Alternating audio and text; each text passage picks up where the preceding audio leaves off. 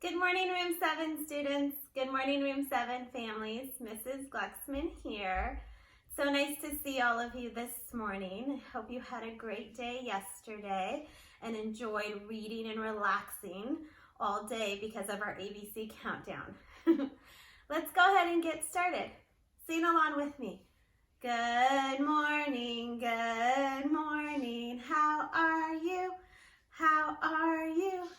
Very well, thank you. Very well, thank you. And you. And you. Let's sing it in Japanese. Ohayo, ohayo, o genki desu ka? O genki desu ka? Genki desu, arigato. Genki desu, arigato. Anata wa. How about we sing it in Italian? Ready? Sing with me. Buongiorno, buongiorno, come stai? Come stai? Molto bien, grazie, molto bien, grazie. E two. Good job, everybody. Let's see what day it is. Yesterday was Tuesday.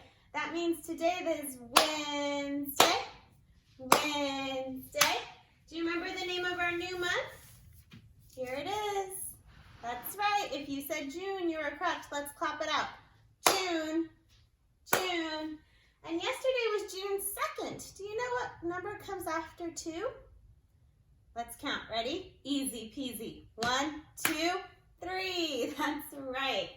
June 3rd. Today is Tuesday, Wednesday. I'm sorry about that. Today is Wednesday, June 3rd, 2020. The weather outside in Los Angeles this morning is very sunny and it's already very warm. Today is going to be a very hot and sunny day. So I'm going to color in a sunny bar on our weather graph, our first sunny bar, because the last couple mornings have been cloudy, although yesterday was pretty hot when the sun finally came out. So this week, my friends, we're still talking about oceans and the animals that live in the oceans and the things that you find in the ocean. And I wanted to share with you something that I collect. I love the ocean and I love going to the beach and I love collecting seashells. I have a lot of seashells all over my house because they remind me of my happy place, which is the beach. And I wanted to share 2 of my favorite seashells with you. I didn't find these at the beach. They were actually a family member's and she gave them to me. So I wanted to share them with you. They're very special because they're pretty big. This is a clamshell. This is the first one. And if you were to find this out in the ocean, it would be stuck together like this. And inside you might find a pearl. But this one came apart and it's been shined. I think that someone bought it and then they gave it to me. So I love it because I love the pattern and the texture on it. I just think it's really beautiful. And this is another very, very special shell. It's actually a piece of dried coral. And we've talked about coral before and how little fish use coral as their home. So this is a piece of dried coral. And I just think it's so beautiful. It's very fragile. If I were to drop it, it would break. Actually, seashells are pretty fragile. You have to be careful with them. Because they can break easily if they're dropped. So I just wanted to share those 2 with you. I have many, many more because I love to collect them, but those are 2 of my favorite. So today we're going to read a book called There's a Sea in My Bedroom. The word sea, S-E-A, is another way to say ocean. Sometimes people say the ocean, sometimes people say the sea. So there's a sea in my bedroom. Let's go ahead and get started and find out what the book has to say. There's a Sea in My Bedroom, story by Margaret Wilde and pictures by Jane Tanner.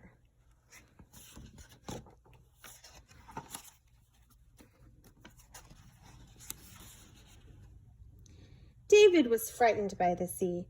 It was a huge, wet monster that gobbled him up, knocked him over, and turned him upside down. He didn't like the sea, not at all. But he liked collecting shells. He had fan-shaped ones. Some shells look like trumpets. Some even look like curved animals' teeth. They were yellow and gray and pink and purple. Then one day he found a conch shell. It was shaped like a pear. The shell was brown on the outside and orange inside. That's a very special shell, his father said. If you put it against your ear, you can hear the sea inside. How could the big, scary sea get inside a small shell, David wondered. But he pressed the shell against his ear and listened and listened. Then he heard the sea. It was soft and growling and friendly. David wasn't scared of this sea, not at all.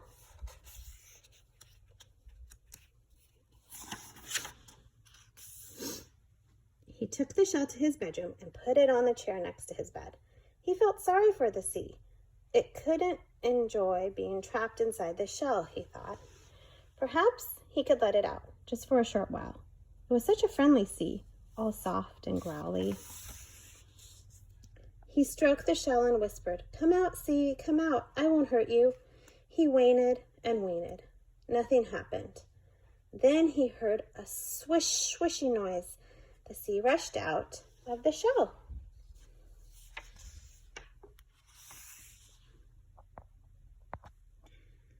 The sea crawled around his toes and foamed up his legs. It beat gently against the bed. David was getting wet, but he didn't mind, not at all. He flopped down in the water and kicked his legs and splashed. He rode in his toy box, floated on his back, and did somersaults. 1, 2, 3. All around him, his toys bobbed in the water. His red tugboat, his yellow wooden duck, and his blue striped seaplane. He scooped handfuls of foam. The bubbles disappeared quickly in his hand. He laughed and laughed and laughed. His mother and father heard him and they called, "What are you doing, David? What are you up to?"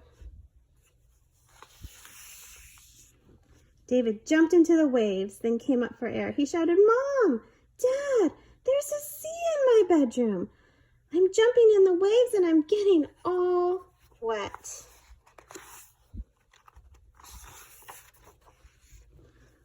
"A sea in his bedroom?" his father said. "A sea in his bedroom?" his mother said. "What is he doing?" They opened the bedroom door, and peeked in. There was David swimming on the floor with all of his toys all around him. But there was no sea at all. David sat up. He touched his pants and his shirt. He touched his hair. He was dry. There was a sea, he said. There was a soft, growly, friendly sea. It lives inside the shell. It's gone. Back in for now. His father smiled. "It's not a real sea," he said. "It's just a noise the shell makes when you put it against your ear."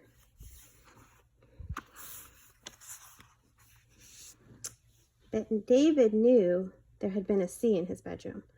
There was even a small pile of sand underneath his chair. "Look there," he said. "Look there. I'm going to keep it always. I'm going to put the sand into a jar."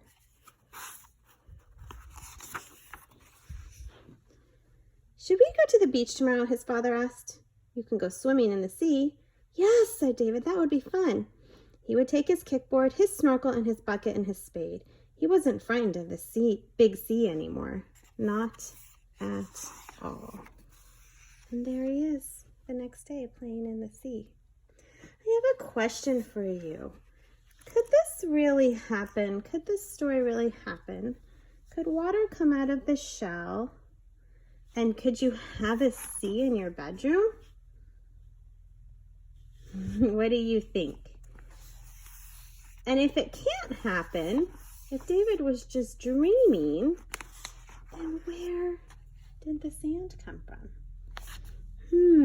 Good question. I really like this book.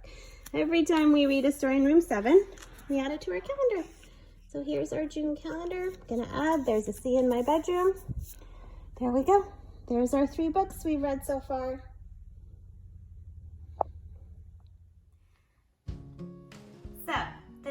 shell that David found at the beach that you could hold up to your ear was a conch shell.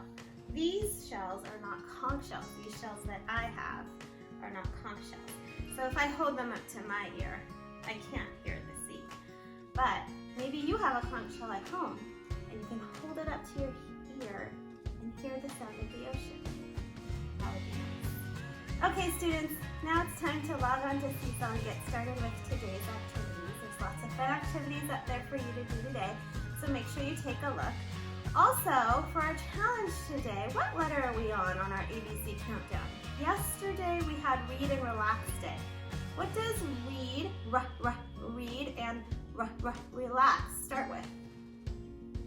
That's right, if you said letter R, you're correct. So what comes after letter R?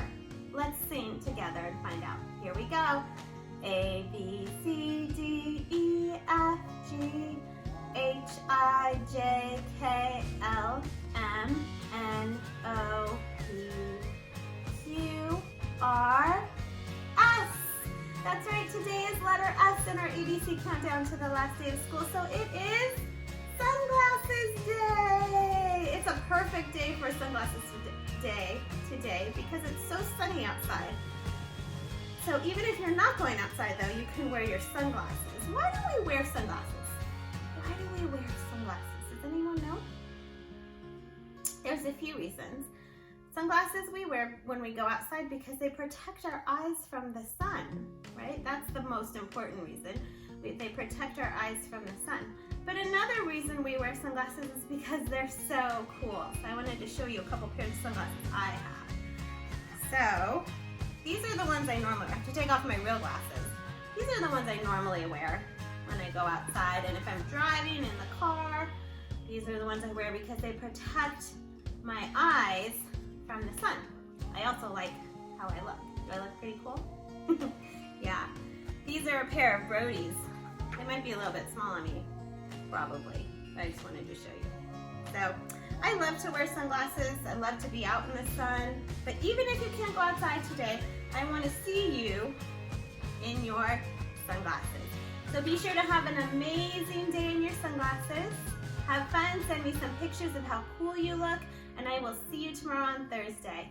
Have a good one, Room 7. I miss you. Bye.